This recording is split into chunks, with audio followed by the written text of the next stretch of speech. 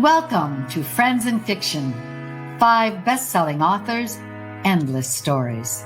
Friends in Fiction is a Facebook Live program with 5 best-selling novelists whose common love of reading, writing, and independent bookstores bound them together with chats, author interviews, and fascinating insider talk about publishing and writing. These friends discuss the books they've written, the books they're reading now, and the art of storytelling. If you love books and you're curious about the writing world, you're in the right place. Best-selling novelists Mary Kay Andrews, Kristen Harmel, Christy Woodson Harvey, Patty Callahan Henry, and Mary Alice Monroe are 5 longtime friends with more than 80 published books to their credit. At the start of the pandemic, they got together for a virtual happy hour to talk about their books, their favorite bookstores, writing, reading, and publishing in this new uncharted territory.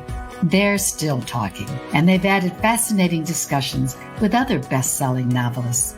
So join them live on their Friends and Fiction Facebook group page every Wednesday at 7 p.m. Eastern, or listen and view later at your leisure on their podcast or on their website at www.friendsandfiction.com.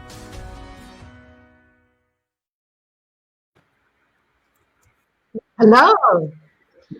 Welcome, everybody. It's wonderful Wednesday night, which means it's time for Friends in Fiction, 5 best-selling novelists, endless stories.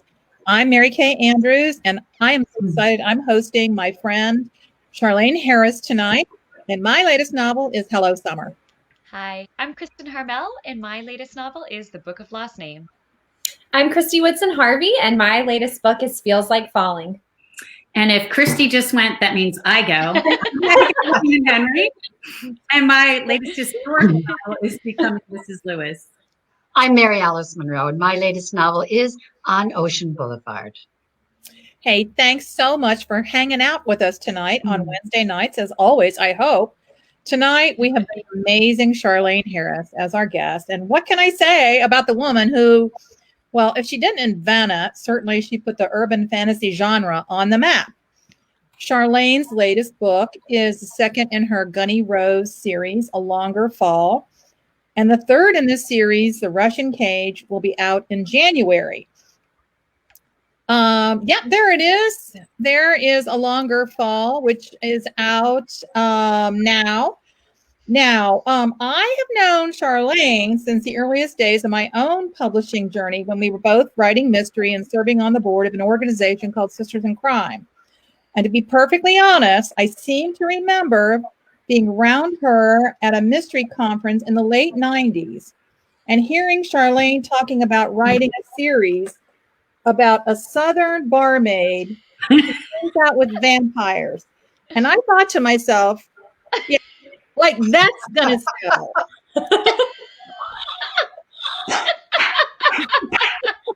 That'll never work. I love that. I love that. That's me dining on crow. So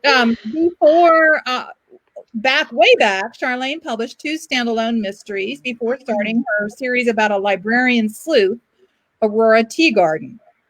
Fun fact number 1, Charlaine's mother was a former librarian.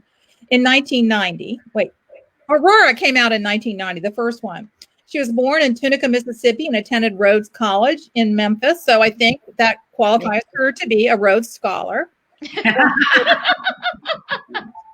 Her series include the Aurora Teagarden Mysteries, the Lily Bard Mysteries, the Sookie Stackhouse Urban Fantasies, the Harper Connolly Urban Fantasies, the Midnight Texas novels, the Cemetery Girl graphic novels with Christopher Golden, and the Gunny Rose book set in an alternate history America. Charlaine has also written many ghost short stories, and together with her good buddy Tony Kellner, she edited 7 themed anthologies and had a lot of fun doing it. The television series nobody's ever heard of, called True Blood, was based on Charlaine's Sookie Stackhouse novels, and Hallmark Movies and Mysteries is still showing a series of movies created about the Aurora Teagarden character. And I think maybe she has some news about that I read. And for 2 seasons, Midnight Texas was on the air, I think NBC. And 2 of her other series are in production. Good Lord. Yeah, I What know. a slacker. I know. Thank you. Couldn't you get somebody more accomplished to come on? Fact number 2. At one point, I think maybe 2010, all 9 of her then Sookie Stackhouse novels were on the New York Times bestseller list in the same week. Way. Take That's that, incredible. Wow. Charlaine lives with her beloveds, her husband Hal, and a bunch of rescue dogs on a cliff overlooking the Brazos River. And she has 3 grown children and some dogs and a couple of extraordinary grandchildren. I can't wait to talk to Charlaine about the kick-ass protagonist of her latest Gunny Rose series and her other books. But in the meantime, our own Mary Alice Monroe has a very special show and tell for us tonight. Oh, thank you, Kat. That was a lovely introduction. Thank you. Yeah. Well, on Friends in Fiction, it's always special when one of us gets to reveal our book cover. And it's always exclusive. I want y'all to know we do this for our Friends in Fiction audience. So this is exciting. I have a May 11th book, and it's called Thank You, Kristen Harmel, who came up with the title. That's a great which is title. A Thank you, I Kristen love Harmel. that. It's a great title, The Summer of Lost and Found. So as you know, yay! How beautiful. I'm going to turn this around. I love this cover. I love the summer. It's not summer now, but think summer. So I love it. And as you know, I write about families. And this story is about how over the past summer, actually since spring, I've really noticed the impact of all of us being shut in on families. You know, we have COVID couples, we have mothers going crazy because their kids are home. We have marriages tested, new relationships, broken relationships. I understand there's a lot of turmoil, but there's also really wonderful things happening. And so I love this story, and I love the title. Thank you, Kristen, because what I'm really writing about in this book is that even though there were things lost in this season, there were also some really wonderful things found. And I think that we've all discovered, as we've talked about things that we want to carry with us beyond. So I'm really excited.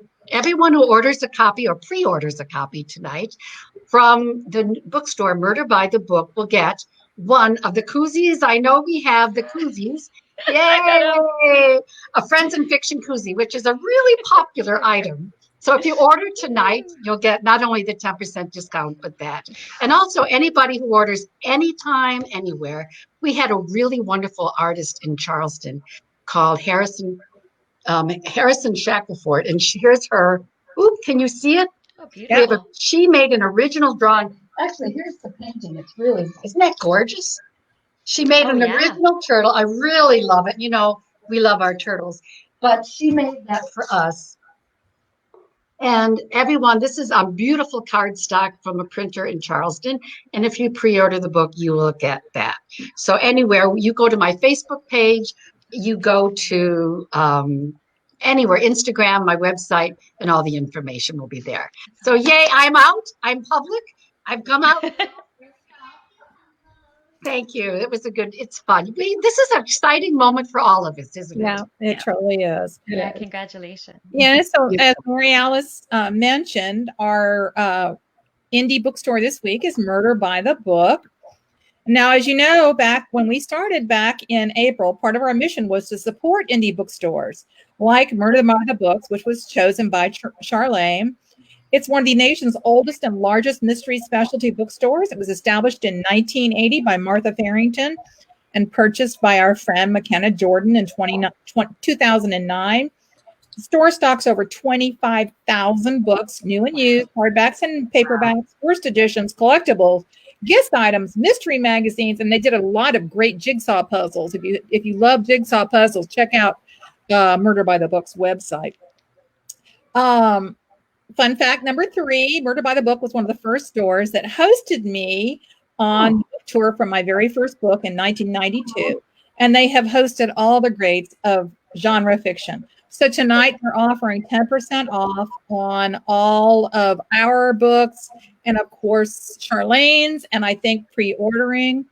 So I think we're about ready to bring. Are we ready to bring in Charlaine? Yes. Absolutely. Oh, wait, no, Charlaine, I'll have to play your walk-on music. Oh, yeah.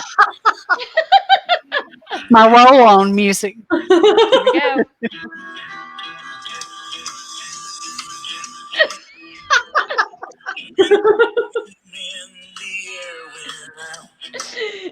Oh, that's brings back a lot of memories. Every shadow filled up with doubt.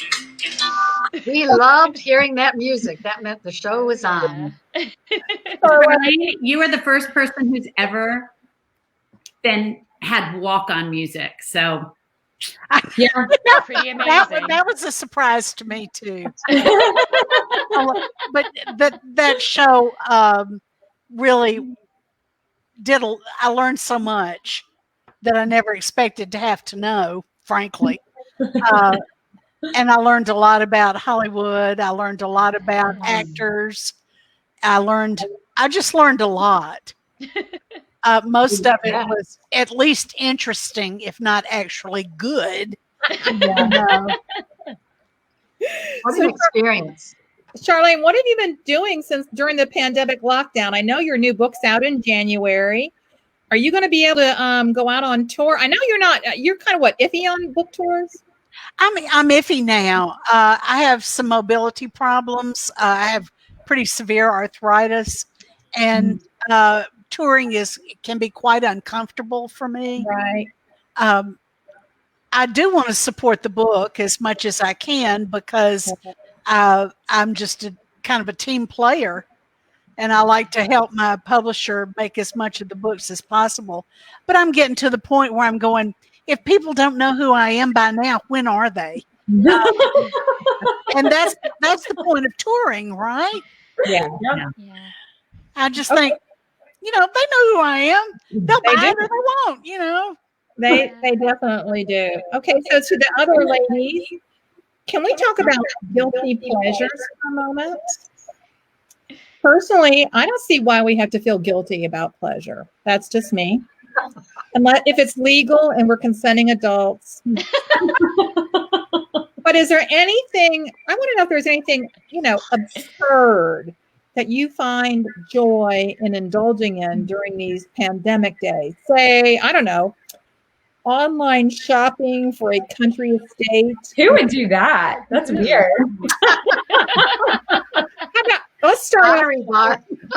Charlaine. Have you had any kind of guilty pleasures you're indulging in these days? Yes, I'm exaggerating my permanent guilty pleasure.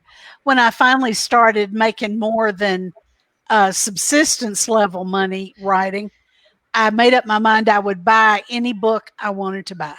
Oh, that's awesome. Yes, yes. And that's what I do. I buy books. I don't go to the library. I donate a lot of books to the library. Right. I just buy whatever book I want to buy.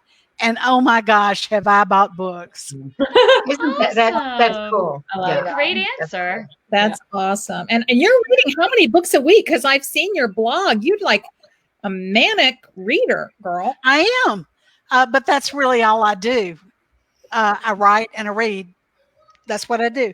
Sounds What a good. dream. Probably Yeah. 5 books a week. Wow. That's whoa. I'm so Wow. jealous. Now we're gonna ask That's her awesome. about, we're gonna ask Well, her I later. didn't say they were long books, That's so awesome, though. Okay, now Kristen, what's your kind of guilty pleasure these days? Well, I knew you were going to ask this, so I've brought a visual aid. You guys, I have a problem. I keep shopping for boots. Like, what is wrong with me? Ooh, la, Look, la. I mean, they're beautiful, right? They're beautiful. They But are. you guys, I live in Florida. It's 87 degrees here. It will be 87 degrees for the foreseeable future. And I'm not going anywhere anyhow. Like, what is my problem?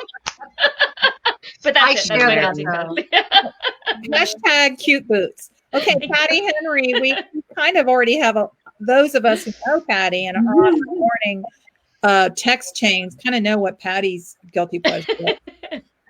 So I'll tell you, but I got to tell you, I've been okay about it. Not okay, but not as sad as I was in the beginning of the pandemic. And I was running errands today, and I love country music. And this new country song came on, and I knew we were deep into the pandemic when the song is about the pandemic. Oh my God. Yeah. It's called 6 Feet Apart. Yeah. And these lyrics came up, and I sat in the parking lot of the Publix boohooing. It said, I miss my mom, I miss my dad, I miss the road, I miss my band. Giving hugs and shaking hands. I was like, that's us. It's better than 6 feet under. Yeah, 6 Feet Apart it's called. But my guilty pleasure is a part of my research takes place in England, and I fell down about a 2-hour rabbit hole looking for stone cottages in England. How much are they? Do they have central heat and air? How many people could I have come visit me? What can we do over there? But guilty pleasure is definitely planning on trips and thinking about trips. Yeah. I can wear my boots to your cottage. Yes, you can. And you can bring all your boots for all of us. It's like 17 suitcases worth, but I'm in. Yes. Mary Alice, what's your guilty pleasure these days? Mary Alice, I have a visual aid. This is my guilty pleasure. Aww. I swear. Yeah, I swear. I mean, my other one, Cosmo, by the way, is in dog show, and he came in first the other day, and he came in second today. But I just sometimes just brush him and it's like a therapy. You know, when you have anxiety, to stroke you all have dogs. You know, when you hold your dog and you just. It's this my guilty pleasure, and I'm always buying something for the dogs. You know, it's just. My poor husband, he wants to be loved as much as my dogs. Kristen, what's your guilty pleasure? So it's funny that you asked this week, because all I have been doing this week so far is planning trips. And I mean, not just planning them, like booking them. And, it takes an extraordinary amount of time, like the tickets and the hotel and the rental car and the blah, blah, blah. And then like, one for my family, and what's Will's family going to do with us? And then we're going to go see, and it's all for like 2022. Cause like, I don't know what we're going to do. And my husband's like, this is crazy. But I'm like, no, I need to know that it's happening. It's happening. I called my parents and I was like, I found this really great trip for us to go on Thanksgiving. And they were like, this year? And I was like, no, 2022. And Dad was like, no, you mean 2021. And I was like, no, 2022. Oh my God. Okay. Go ahead. You know what I do? Mine is shopping online auctions for art and antiques. Oh, that doesn't surprise me. No, there's one called iGavel that I like. That's kind of my, my antique porn that I do. Okay, so Charlaine, I can't wait to talk to you about the Gunny Rose series. The newest one is a longer fall, but I was new to all of this, and I'm sort of not good about reading outside my particular genre. Mm-hmm. So I read the first in the Gunny series, which is called An Easy Death, and I told you in an email, I was blown away. Thank you. It's like, would it be bad of me to say that there's a lot of a big a Portis vibe to this, True Grit? Oh, no, I don't think that's whether or not I agree with the accuracy of it. That's a compliment.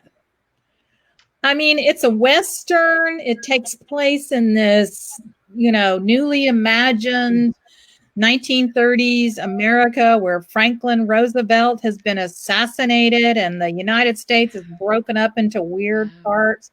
Would you kind of give us, and that's the first one. So would you give us a little elevator pitch about the second one, which is the one that's currently out, A Longer Fall? Okay, this is a Western, an alternate America Western with wizards. Right. Awesome. Cool. The California is now the Holy Russian Empire. And the Gunny Rose is a very accurate gun woman. She's 19 years old. She's really a whiz at what she does, and she gets hired for protection of cargo and people when they are being smuggled or transported from one new area of America to another. That's how she makes her living. Wow. Wow. That sounds amazing. And she's 19 years old, right? When the when the series starts, right? Yep. Right. And then the third one that'll be out January is called The Russian Cage, right? Yep, The Russian Cage.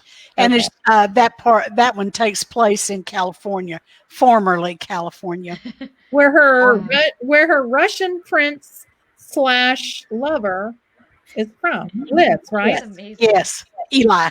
It's awesome. Okay, so we're gonna take turns asking questions of Charlaine and Patty. I think.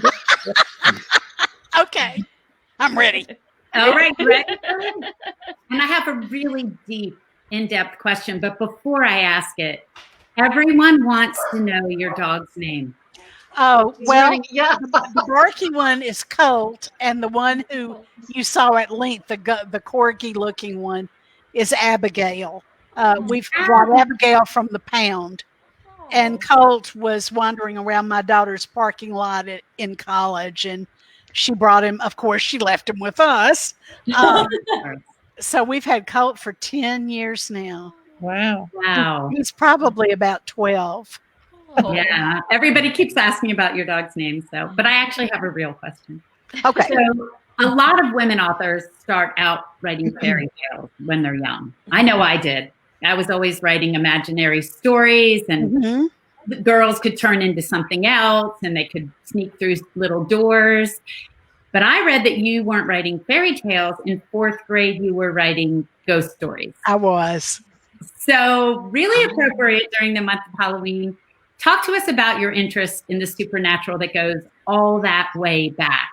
Are you a believer in the supernatural, or are you just a chronicler? Talk to us. Tell us something. I'm on the sidelines about whether or not this is actually real. I think it's interesting to imagine it being real. Yeah. I don't think I want to meet a real vampire, though. People have been in my signing line and told me they were. Oh, gosh. Oh, my. What did you do? Let me see it. Go like this. Run them out. Or werewolves. And I'm going, okay, change. But security. Interestingly, that never did happen. I believe in ghosts. I believe that people do see ghosts. I think animals and little children see them more than anybody else. But I'm not so sure about the Loch Ness Monster. That's what I believe in.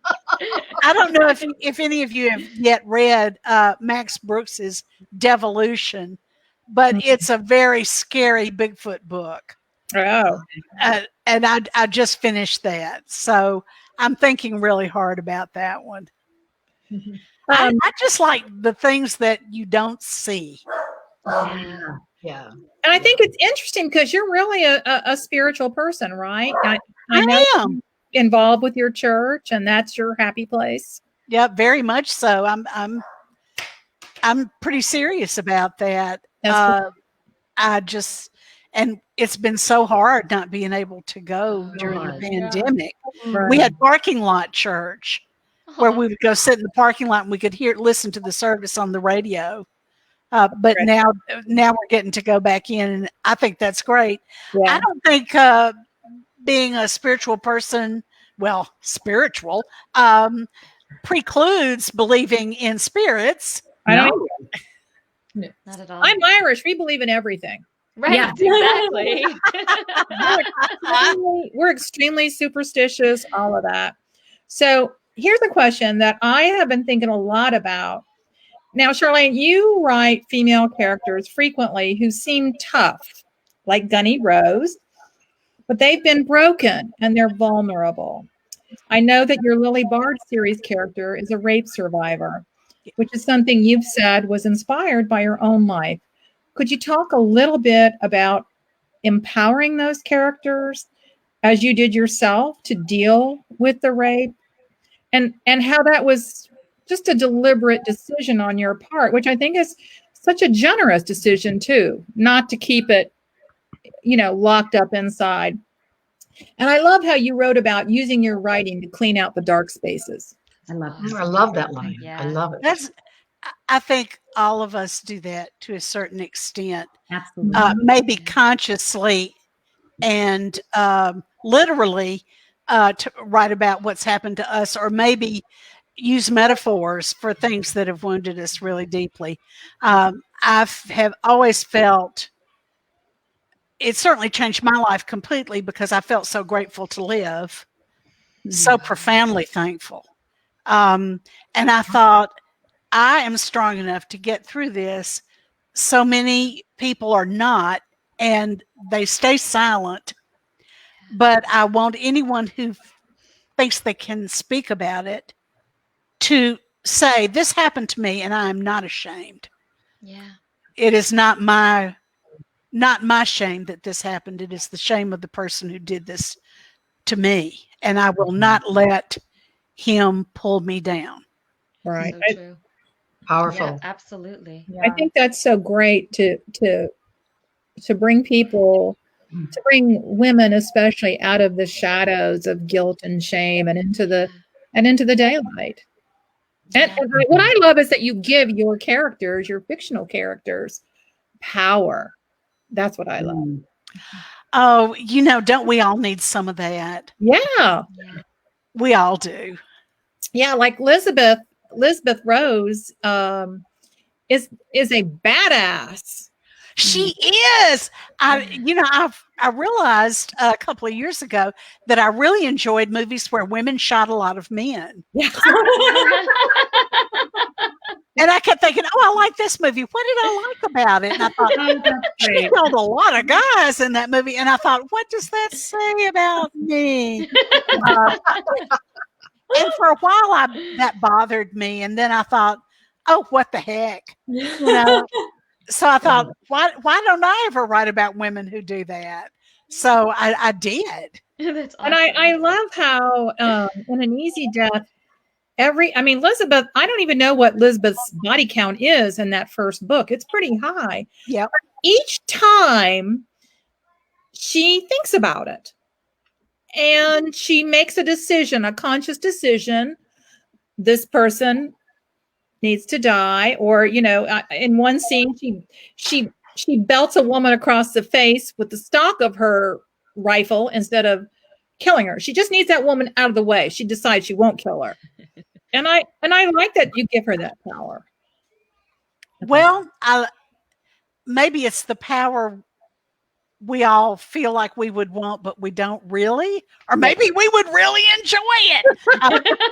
I'm kind of just exploring the ideas through Lisbeth. I love that. Christy has a question for you. Yes.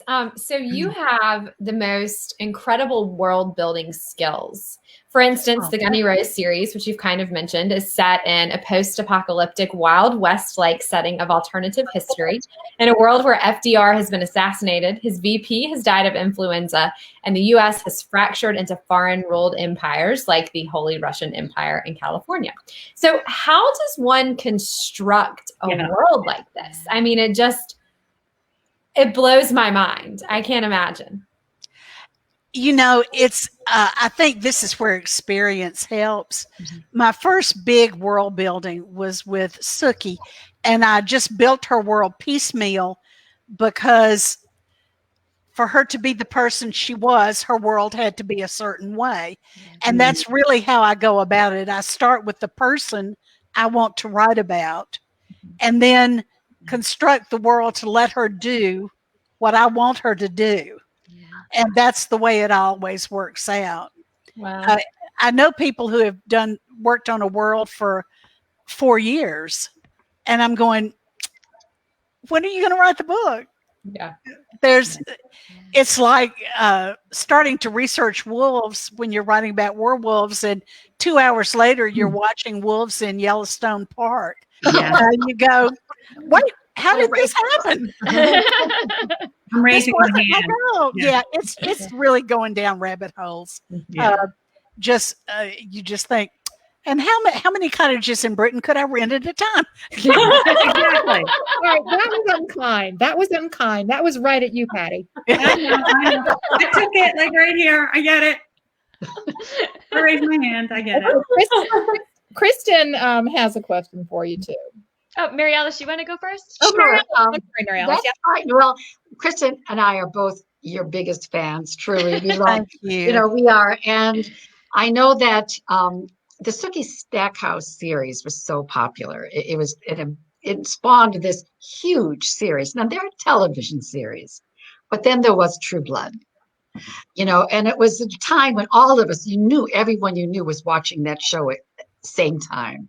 And when that music started that we heard at the beginning tonight, thank you, Mary Kay, it really kind of brought it back. And I thought, wow, first of all, what does it feel? You mentioned a little bit about that world and how it was so different to have a series like that.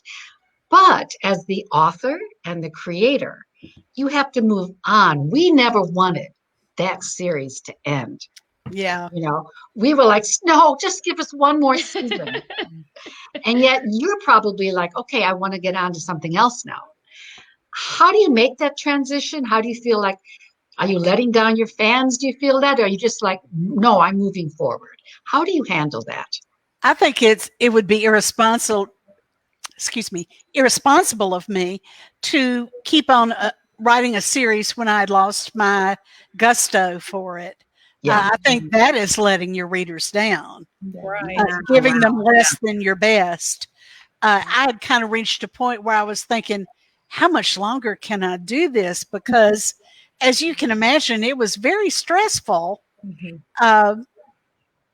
The expectations and the touring and the interviews and so on, which are privileges, and I was grateful, but also took away a lot from my real life. Right. Yeah. So I just Right. thought, I got 3 more books. That's going to be it. Yeah.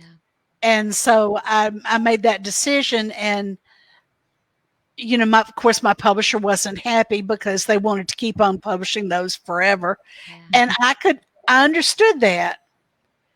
But at the same time, I just felt that was the contract I have with readers, is to do my best.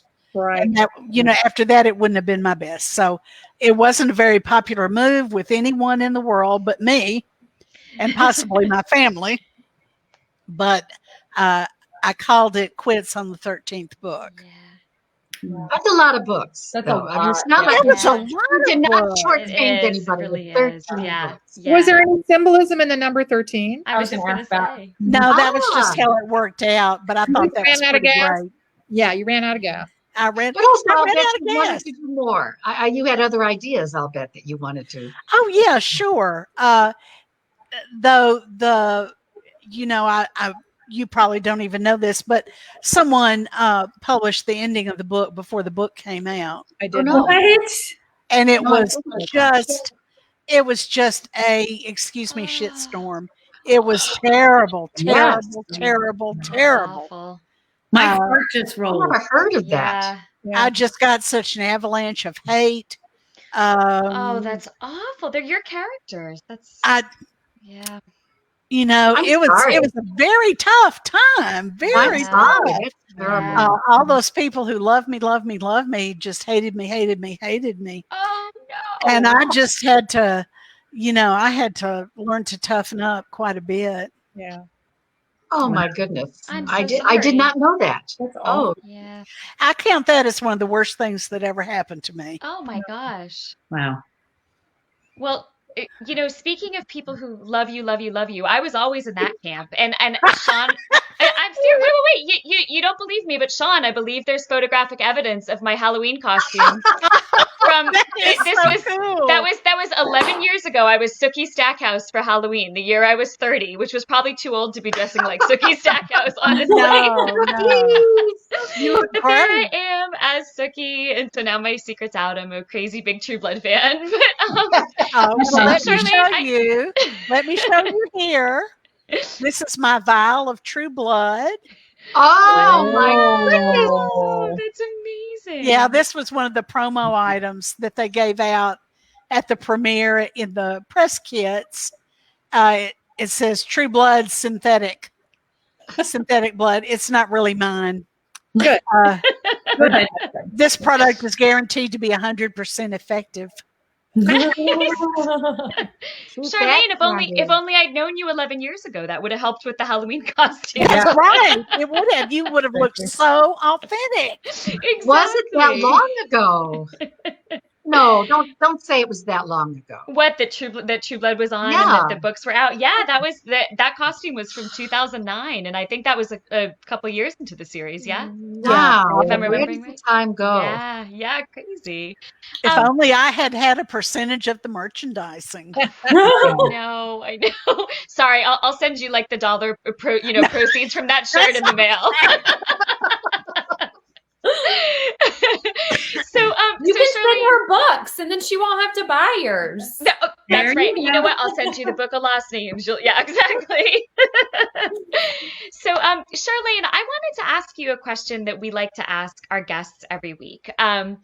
We're always so interested in how a writer develops from the very beginning. Could you talk a little bit about what the values in your household were when you were growing up when it came to reading and writing? My parents valued reading above anything else. Oh. They were both avid readers. They read aloud to me and my brother.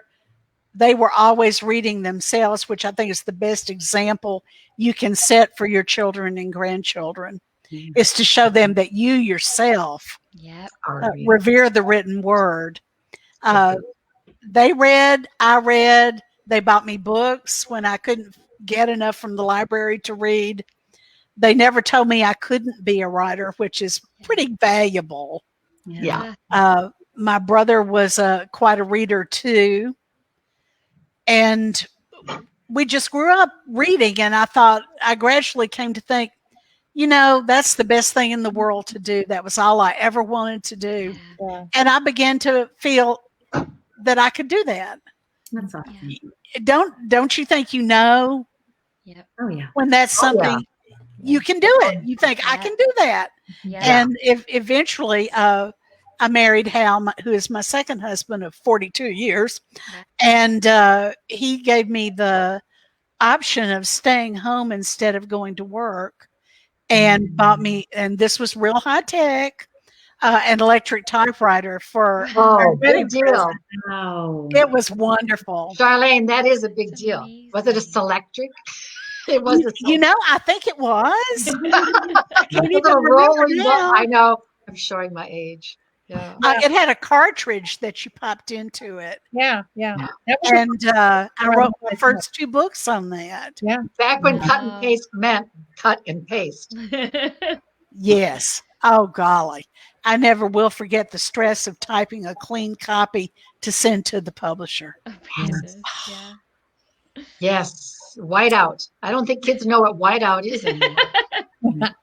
So Charlaine, we so many people on the Friends in Fiction Facebook page have been posting questions for you. So we're going to ask you some that were posted ahead of time. Mary Alice, you've got one. Yeah, I do. Lisa Harrison writes that she loved the Midnight Texas series and the NBC show. She asks if you had anything to do with casting.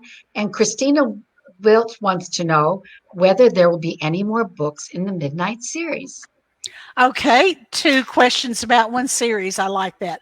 I had nothing to do with the casting. I never do. They have a casting director who is in charge of that, and no one ever asked me what I think. Let me just put that out there. And usually I'm really happy because it can't be the person who most looks like your imaginary character. It has to be the best actor.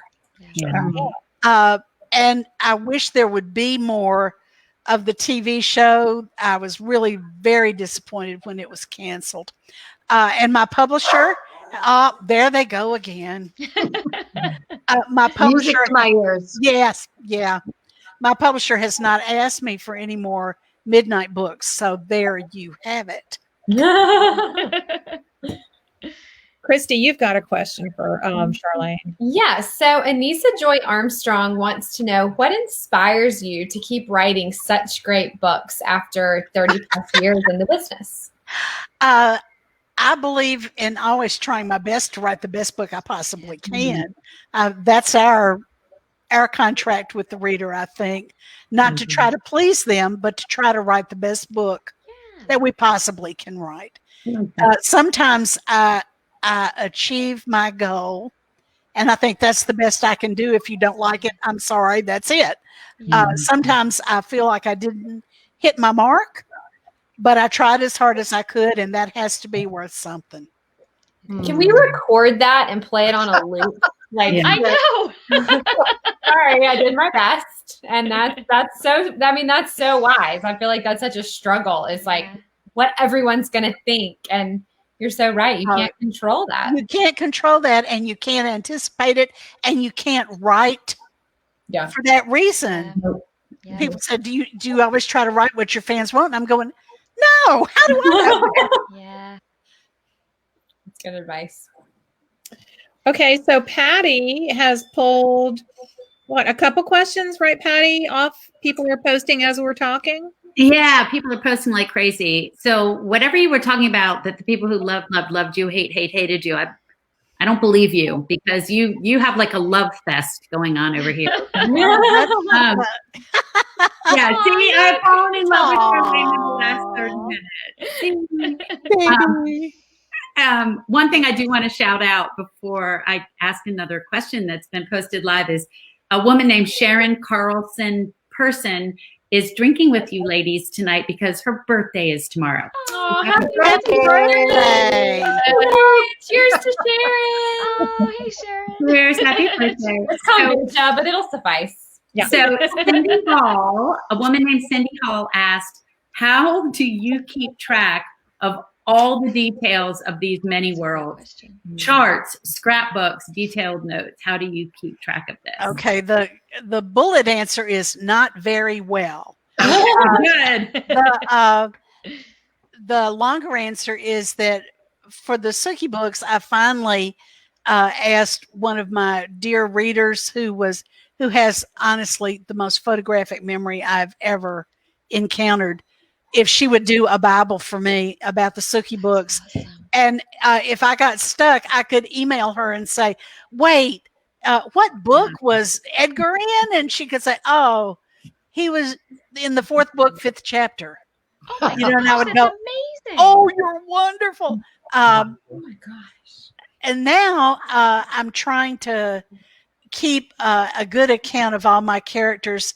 My assistant, Paula, is doing the Gunny Rose books for me. Yep. And I'm going to get to write 2 more Gunny Rose. Oh, good. Yeah, Great.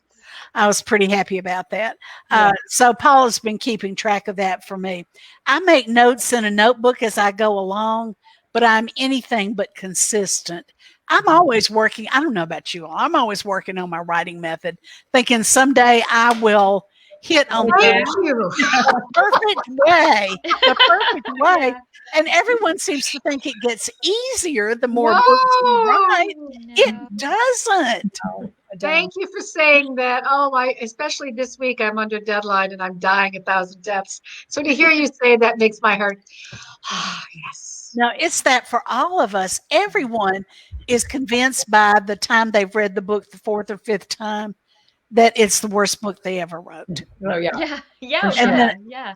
And I worry every time I send one into my editor, I worry that he's going to say, no, I finally understand. We're going to unmask you. You can't write. I think that too. Always. Yeah. Yeah. The imposter syndrome is real.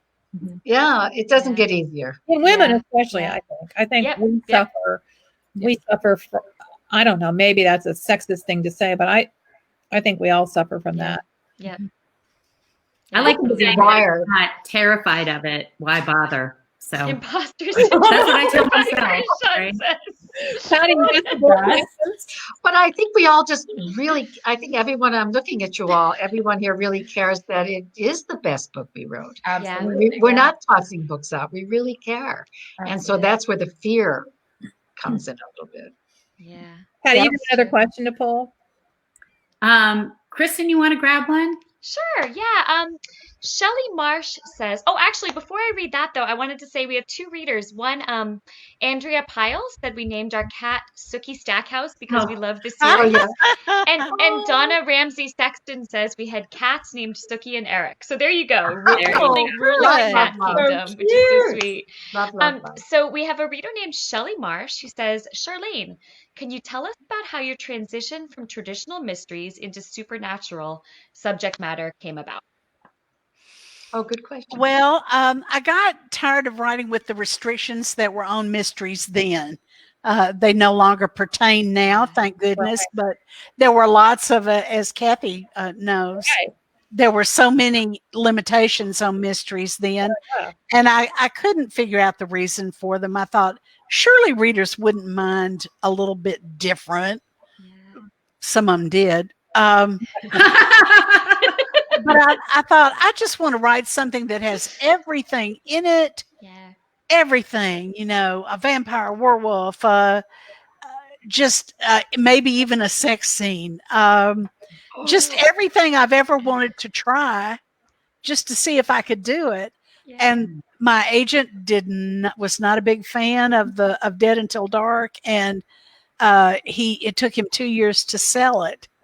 Wow. 32nd printing now. Wow. Oh my goodness. Wow. Yeah. Wow. Hey, Charlaine, did I read that you sold that for $5,000? Is that right? That the That first? sounds right. I think I read that somewhere that book sold for $5,000. Now you could sell the first edition of that book probably for $5,000. For one book, yeah. Well, it was a exactly. paperback original, so I don't know. Yeah. But the price went up pretty quick. Yeah. That's when you know it's working. I thought, I did something right. You were doing it right a long time before then. It just took the rest of the world to catch up with you. Yes. Okay, so now we've been talking about writing. We're hoping that you will give us all a writing tip so we can tap into your brain. We want that. Oh, okay. First, the most important rule is finish the book. That's right. I've known so many writer wannabes, or that I don't mean that to sound disrespectful, No, it's not.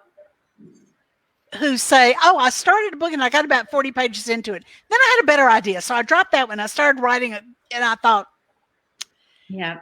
anybody can start a book. You know you're a writer when you can finish one. That is the sure test, is finishing.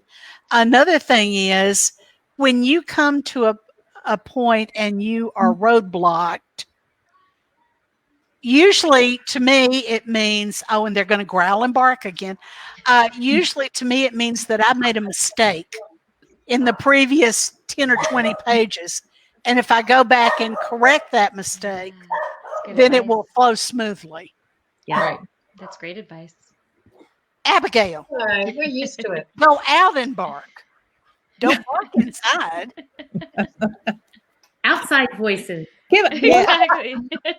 one more. Patty, I haven't heard that in a long time. Outside. Outside voices. Give us one more thing, Charlaine, because people are hanging on what you're telling them. I know we all I am. Mhm. Yep. Taking notes. Yeah. Oh gosh. Well, I always say, when you're in doubt about what to do next, kill someone. And that's the beauty of mysteries. Oh, I know. There you go. Okay.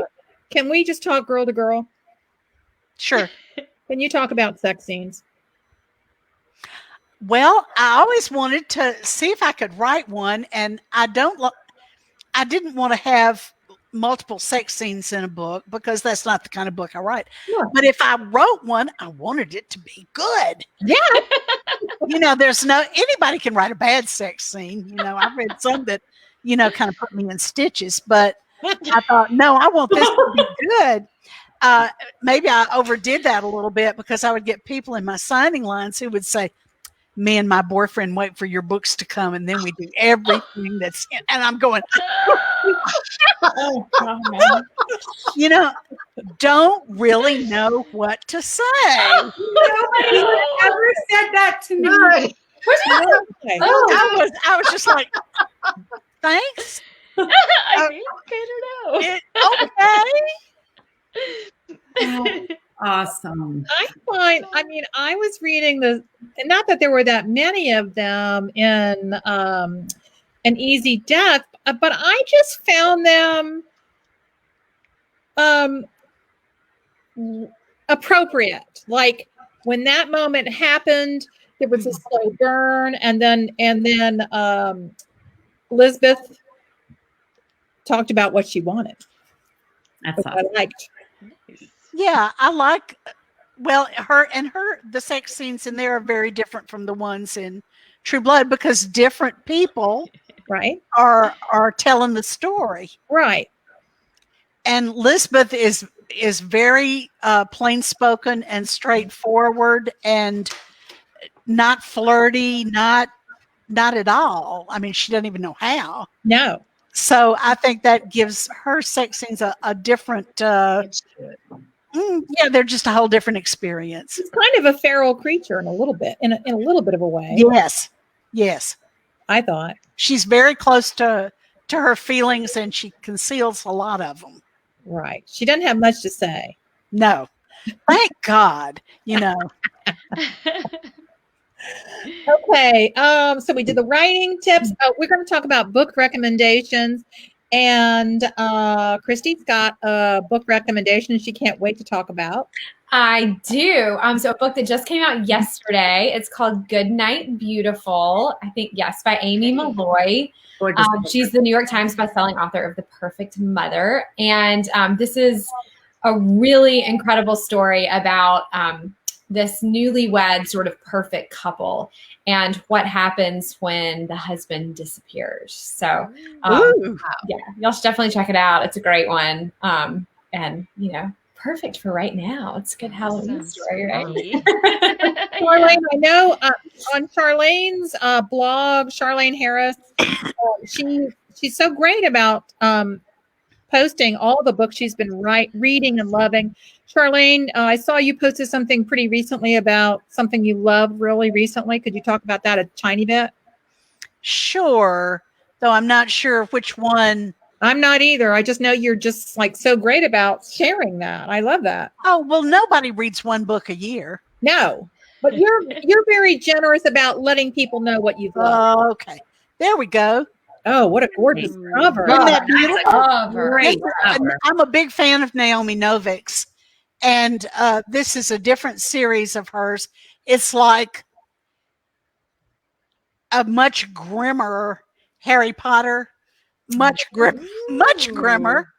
It was really, really good. And also The Angel of the Crows by Catherine Addison. It's very good too. That's great. That's great. Recommendation. Okay, so Christy it's over to Christy for announcements. Yes. So the Friends in Fiction Book Club, if you guys have not joined our Friends in Fiction Book Club group on Facebook, please do. They do an incredible job. It's a wonderful book club. And this Monday evening or next Monday evening, October 19th at 7 p.m., the book of the month is Patty Henry's Becoming Mrs. Lewis. It's one of my favorite books. So if you haven't read it, you guys have to. It is absolutely, I remember reading it. And do you ever read a book and like you'll read a sentence and you like have to hug the book a little bit? It was one of those books and I was reading it by the pool, so I looked really ridiculous because I had like an advanced copy and I'd be reading it and it had like sunscreen on it, so I'd be like hugging the book. But I'm a nerd, so anyway, sorry, that's why I'm here, I guess. But this was a huge passion project of Patty's, and she cannot wait to chat with all of you about her fascinating research and hear your questions. So don't miss that Monday at 7 p.m. Oh, and also, Sean, can you cue up a graphic because we just hit 20? Yes. Thank you all for coming. We're so happy. We cannot believe it, you guys. This is amazing. Share with your friends, have them come join us too. So we're really excited. And we know you're going to want to join us next week when our friend Mary Alice is going to be hosting New York Times bestselling writer Elizabeth. Oh, you're going to love her. No, I'm just echoing you, Christy. Yeah. Yes, Elizabeth Berg. We are all so excited. If you haven't read her books, get ready. She is absolutely charming. She'll be your new BFF, I promise. No, I love it. Yeah. And her new book, I'll Be Seeing You. Shameless. Shameless. Right. Elizabeth's new book, I'll Be Seeing You, is going to be out October 27th. So hopefully we'll be talking about that. Mm-hmm. And,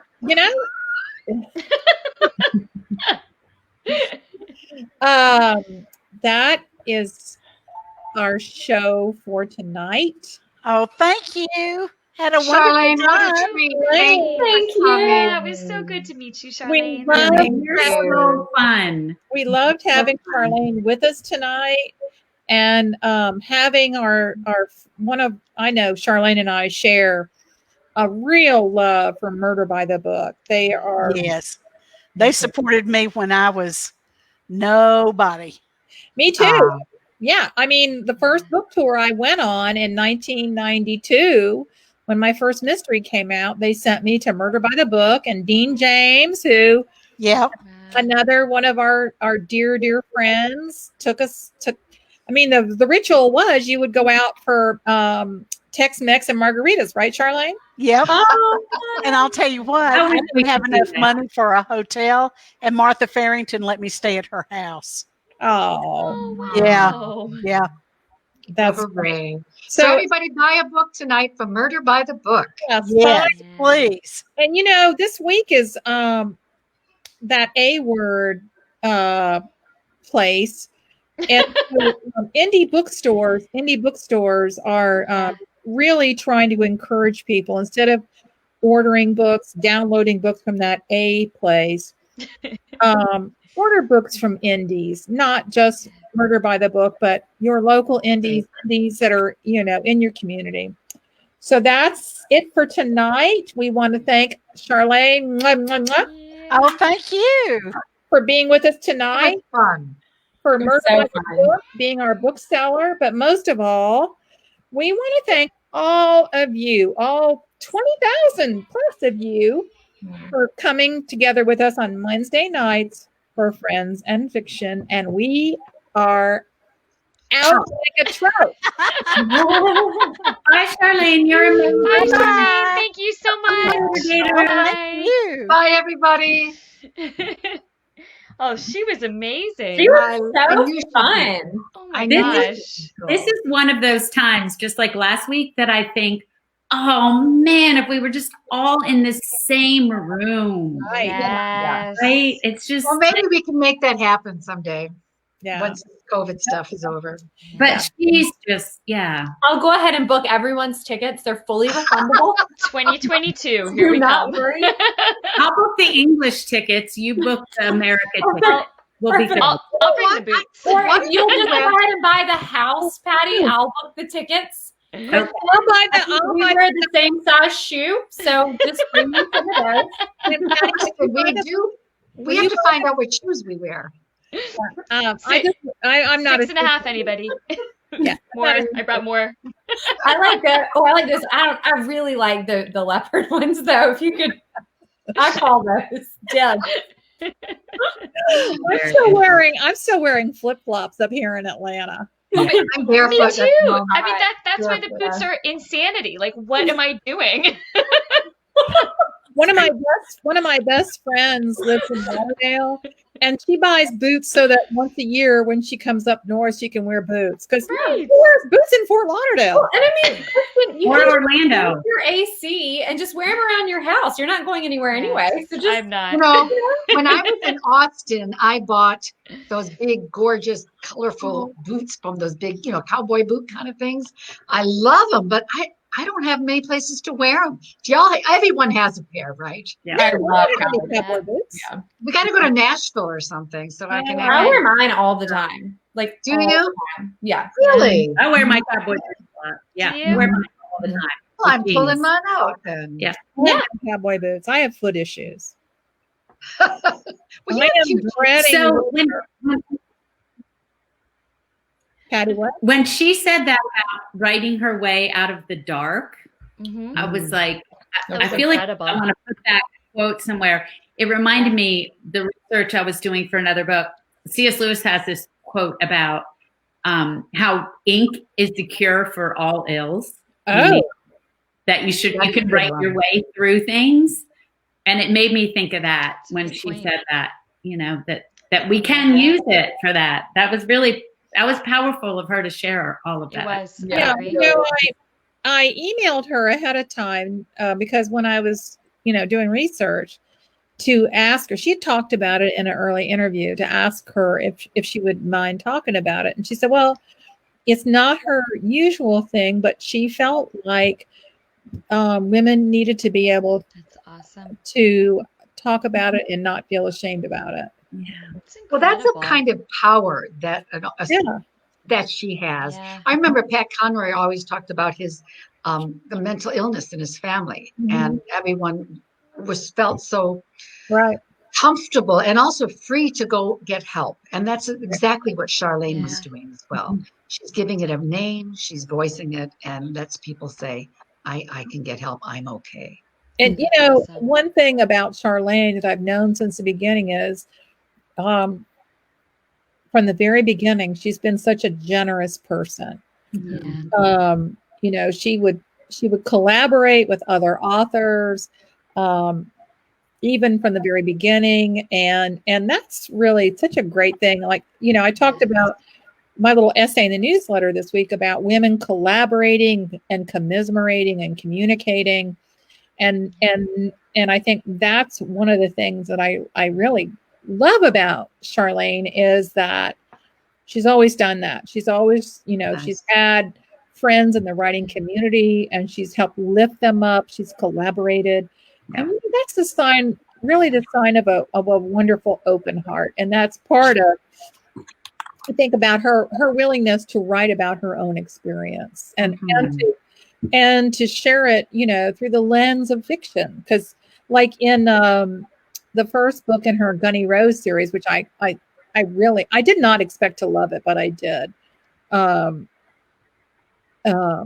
character, who is a 19-year-old professional gunslinger in the 1930s in a dystopian place called Texoma. Her job with this crew of gunslingers is helping people escort them into a safer place. And everybody, these people that they're transporting, they get ambushed, and Lisbeth is basically kind of the only survivor. Wow. So she witnesses a rape and shoots the rapist. There you go. That's one way to write your way out. I don't want Awesome. to sound too dark, but she has great humor in her books if you've not read them. I mean, there's some dark stuff, but there's actually a lot of funny stuff too. Balances it out. And that's the secret, isn't it? To balance it. Yeah. Always. Yeah, she does it very well. But I was in awe of her to meet her because it's the first time tonight that I met her, but she's a hoot. She's Yeah. wonderful. Really fun. Yeah, she's really fun. Fabulous. And really makes you feel right at ease. I can see So why everyone in entertaining. the audience loved her. Yeah. And her dog. Yeah. She's a real deal. Well, girls, I'm going to say goodnight.